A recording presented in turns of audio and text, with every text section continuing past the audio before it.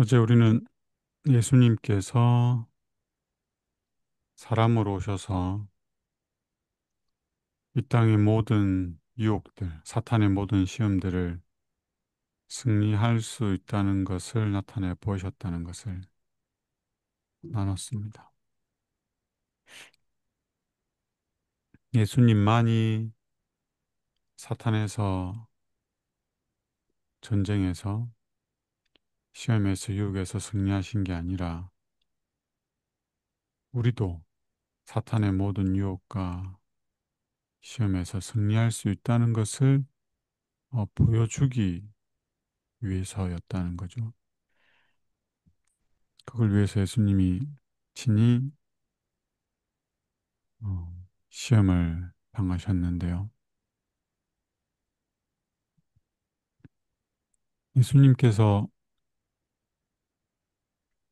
자기 안에 있는 신성으로 그 시험을 승리하신 게 아니었습니다. 우리가 똑같은 성정으로 똑같은 연약함을 가지고 예수님은 그 시험을 감당하셨는데요. 하나님께서는 예수님을 그냥 버려두지 않으셨죠. 여기서부터 읽겠습니다. 천사는 마리아에게 성령이 내게 임하시고 지극히 높으신 이의 능력이 너를 덮으시리니 이러므로 나실 바 태어나실 자 태어나는 아기는 다른 번역본에는 이렇게 되어 있어요. 이 태어날 아기는 거룩한 자인데 이는 하나님의 아들이라 일컬으리라고 말하였다. 이렇게 해서 예수님은 하나님의 아들이라는 칭호를 갖게 됩니다. 하나님과 예수님은 원래 동등한 분이셨잖아요. 근데 이 땅에 사람을, 죄인을 구원하기 위하여 오시되, 사람으로 오시되, 아기로 오셔야 했습니다. 여러분의 자녀들처럼 예수님도 태어나야 했죠. 근데 이 태어나는 이 아기는 거룩한 자인데, 이는 하나님의 아들이라 일컬음을 받게 될 자였습니다. 그래서 예수님은 마리아의 아들이기도 하지만 하나님의 아들입니다. 그래서 우리가 성부, 성자라고 할 때 그 성자라는 의미가 이렇게 해서 주어지게 된 거죠. 인간의 아들이면서도 주님께서는 새로운 의미에서 하나님의 독생자가 되셨다. 이렇게 하여 주님께서는 나시게 되었는데 하나님의 독생자로서 인간으로 출생하심으로 인류와 연분을 맺으셨다.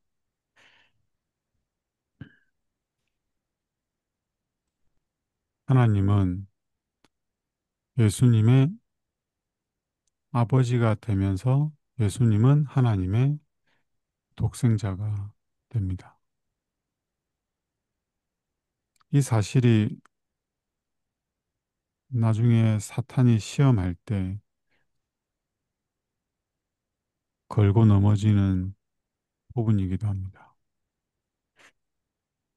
그리스도께서는 타락하지 않은 세계들과 타락한 세상의 주민들에게 인간으로서도 창조주께 대하여 충성된 생애를 살 수 있도록 풍부한 섭리가 마련되어 있음을 보여주기 위하여 인간의 형체를 쓰시고 오셨다.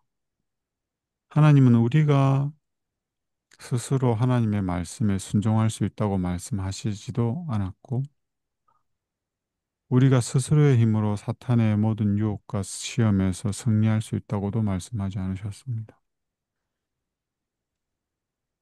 그 사실을 예수님은 인간으로서 이 땅에 오셔서 보여주셨죠. 뭘 보여주셨냐면, 비록 사람이 연약하지만 하나님께서 마련하신 그 은혜들, 그 풍성한 은혜로 말미암아 하늘에 있는 모든 보고를 다 가져다 쓸 수 있도록 하심으로 말미암아 사탄에서 자유롭게 될 수 있다는 걸 보여주려고 한 거죠. 이것이 계속 반복해서 우리에게 주어지는 메시지입니다. 왜냐하면 사탄은 처음부터 하나님의 율법을 순종할 수 없다고 말해왔고, 그걸 꼭 증명해 왔습니다. 사탄의 주장을 증명했던 첫 존재가 아담이었죠. 하나님의 율법은 순종할 수 없다. 아담이 하나님께 불순종함으로 사탄의 말이 참이라는 것을 온 우주에다 증명해 버렸습니다. 그래서 예수님은 다시 아담의 자리에서 아담이 당한 그 시험들을 당하셔야만 하셨죠. 그리고 승리해야만 했습니다. 뿐만 아니라 그 승리는 예수님 안의 신성이 아니라 하나님으로 말미암아 승리하는 모습을 온 우주에 그리고 타락한 우리에게도 보여줘야만 했죠. 주님께서는 당신에게 시험하도록 사탄이 허락받은 모든 유혹을 이겨내셨으며 사탄의 모든 공격을 물리치셨다. 예수님은 사탄의 모든 유혹을 이기셨습니다. 사탄의 모든 공격들 물리치셨습니다. 그래서 요한복음에서 예수님이 뭐라고 하냐면 이 세상의 임금이 나와 관계할 게 없다. 나에게 상관할 게 없다. 더 이상 사탄은 예수님을 유혹하거나 시험할 수가 없었습니다. 이 말의 의미가 예수님은 시험을 당하지 않고 유혹을 받지 않는다는 말이 아니에요. 예수님은 죄를 짓지 않을 수밖에 없다라는 게 아닙니다. 예수님도 우리처럼 시험을 당할 수 있고 죄를 지을 수 있는데 그 안에 사탄이 유혹을 해서 예수님이 율법과 불일치 않은 품성을 나타낼 어떠한 것도 없었던 겁니다. 여러분, 사탄은 어, 우리를 시험할 때 우리의 품성의 결점으로 시험을 합니다. 어떤 큰 사고를 당하거나 큰 어려움이나 큰 재난이나 이게 시험의 본질이 아니고 우리의 품성의 결점이에요. 우리의 품성에 있어서 연약한 부분이 무엇인가? 그것을 가지고 시험을 하죠. 그럼 우리는 그 시험으로 말미암아 우리의 품성의 결점을 나타냅니다. 율법과 불일치하는 우리의 품성이 우리의 표정과 말과 행동으로 드러나죠. 물론 우리의 계획과 생각에도 포함될 수 있습니다.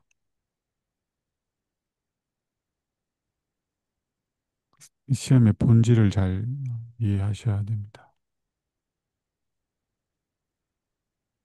주님께서는 심한 고통을 당하셨으며 어려운 고난을 겪으셨으나 하나님께서는 모른 채 하고 예수님을 내버려 두시지 않으셨다. 예수님이 어떻게 시험에서 승리하셨습니까? 말씀으로 승리하셨죠. 그리고 기도하셨고, 그리고 그 모든 것들은 예수님 안에 내재하시는 성령으로 말미암아 가능했습니다. 시험의 승리에 관한 부분은 내일 또 살펴볼 텐데요. 근데 이 모든 것 위에 무엇이 주어졌냐면 예수님이 하나님의 사랑하는 아들이라는 확신이 주어졌습니다.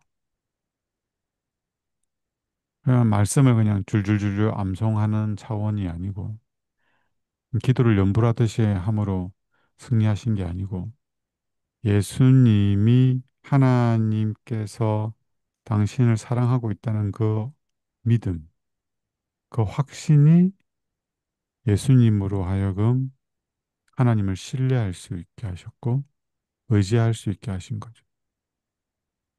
이게 사실 신앙이 아주 근본이고 기초가 될 수 있습니다. 예수님께서 요단강에서 침례 요한에게 침례를 받으셨을 때 주님께서 물에서 올라오시자 하나님의 성령이 비둘기같이 내렸고 하늘에서 한 음성이 들렸는데 그건 다름 아닌 이와 같은 선언이었습니다. 이는 내 사랑하는 아들이요 내 기뻐하는 자라. 이것이 예수님으로 하여금 이 땅에서 이르러오는 모든 어려움들, 시련들, 고난들, 그리고 사탄에게서 이르러오는 모든 유혹과 시험들을 이겨낼 수 있는 가장 근본적인 동기였습니다. 나는 누구다? 네, 하나님의 사랑하는 아들이요, 하나님의 기뻐하는 자라. 하나님과의 이 관계가 성립되면 우리는 하나님을 신뢰할 수가 있죠. 근데 하나님이 나하고 별 관계가 없다라고 생각되면 우리는 하나님을 신뢰할 수가 없습니다. 하나님은 나를 사랑하는데 나도 하나님을 사랑하느냐가 중요하죠. 이 인격적인 관계, 이 사랑의 관계가 먼저 확신되고 정립되고 경험되어야만 그 다음에 우리는 하나님을 믿고 신뢰할 수가 있습니다. 이 선포를 듣자마자 그리스도께서는 성령에게 이끌려 광야로 들어가셨다. 마가는 성령이 곧 예수를 광야로 몰아내신지라. 광야에서 40일을 계셔서 사단에게 시험을 받으시며 들짐승과 함께 계시니라고 하였다. 이 모든 날에 아무것도 잡수시지 아니하셨다. 성령이 예수님으로 하여금 시험을 받도록 몰아내었거나 인도한 게 아닙니다. 성령은 예수님이 하나님의 모든 뜻을 이루실 수 있도록 모든 사명을 성취할 수 있도록 하시기 위해서 준비시키기 위해 강야로 인도하셨습니다. 강야에서 예수님은 당신에게 주어진 사명을 생각하면서 이 사명을 어떻게 이루어 나갈 것인지를 생각하시면서 기도하는 시간을 가졌죠. 성령께서는 예수님을 준비시킨 거고, 근데 이때 사탄이 예수님을 시험하기 위해 온 거죠. 왜냐하면 40일이나 굶주리면서 인간의 가장 연약한 부분이 드러날 때였거든요. 그래서 사탄에게는 이때가 가장 시험하기 좋은 때였습니다. 이제 우리는 내일 사탄에게 시험 받으신 예수님이 어떻게 시험에서 승리하신지를 간단하게 살펴볼 텐데요. 가장 중요한 건 우리가 시험에서 승리하기 위해서 말씀을 봐야 되고, 뭐 기도를 해야 되고, 뭐 하나님을 믿어야 되고, 뭐 이게 수단으로 사용되어지는 차원에서 머무르면 안 됩니다.